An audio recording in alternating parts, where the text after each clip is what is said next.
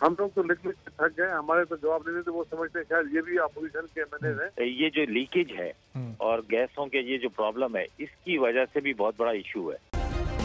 Subscribe करें और bell दबाएं ताकि कोई खबर रह न जाए।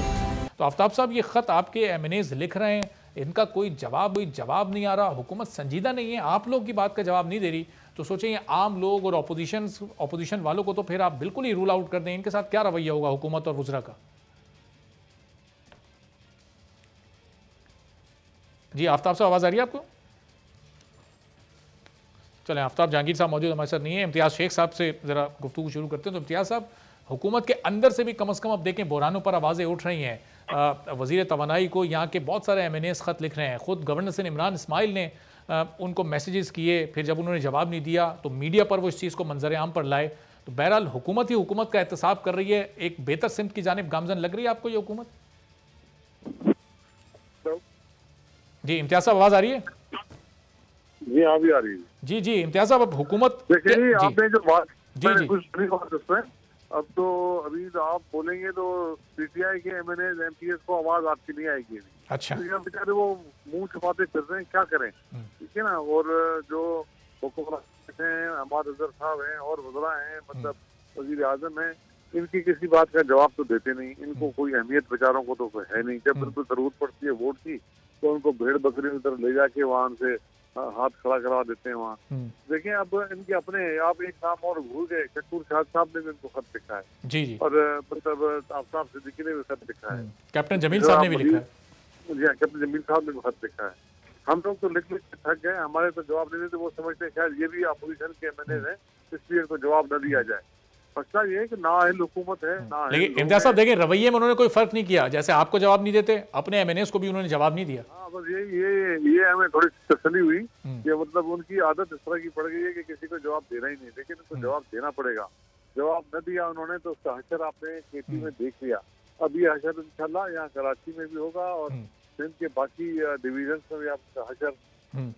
और पंजाब में तो आप देखें तो परेशानी इतनी बढ़ गई है कि वज़ीर आज़म खुद वहाँ जाके बैठा है और वहाँ जाके मीटिंगें कर रहे हैं और सब कुछ कर रहे हैं लोकल बॉडी इलेक्शन के लिए। तो वहाँ तो मतलब इनका सफाया होना है, यहाँ भी सफाया होना है इंशाल्लाह। लेकिन इम्तियाज़ साहब, ये अहमद अजहर साहब और गवर्नर सिंध के दरमियान कुछ तलखी बढ़ गई थी। इत्तलात फवाद चौधरी साहब ने इनकी सुलह कराई है, एक मुलाकात कराई है।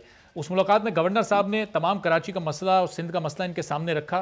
तो इन्होंने ये कहा कि कराची का इशू असल में ये है कि इंडस्ट्री में यहाँ पर लोगों ने स्टे ले रखा है, जिसकी वजह से गैस प्रेशर के मसाइल हैं। तो कोई स्टे नहीं ले रखा किसी ने भी। ये मतलब झूठ बोलने की माहिर है, इतना झूठ बोलते हैं कि आपको अंदाजा नहीं है, ठीक है। और मुंह पे मतलब ढिठाई के साथ चीजें वो जो करके आते हैं तो झूठ बोलते हैं उससे। मसला ये है कि जी अब इनको इतनी परेशानी तो हो गई है कि पूरे मुल्क की उन्होंने तंजीम को उन्होंने तहलील कर दिया, उन्होंने डिसॉल्व कर दिया।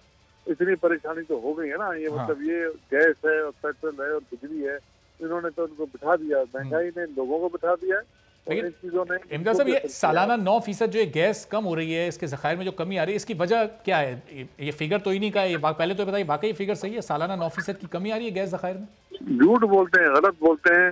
मतलब कम हो जरूर थोड़ी बहुत हुई होगी, जरूर होती है। ये तो सुई के ज़खायर आज से 50-60 साल पहले निकले थे, लाजमी है कम होंगे। सिंध में ज़खायर है लेकिन निकलती तो रहे। हमने इनसे जवाब मांगा है, हमने इनको खत लिखा है एमडीसी सदन को कि सिंध गवर्नमेंट में ये निकलती है तो हमें आप बताएं कि कौन से कुओं से कितनी गैस निकलती है, इस साल कितनी निकली, पिछले साल कितनी निकली। और देखें, मसला ये कि हम उनसे बार बार, आपको पता नहीं आपके प्रोग्रामों में मैंने कहा कि नुमाइंदगी ओगरा में नुमाइंदगी नहीं है हमारी।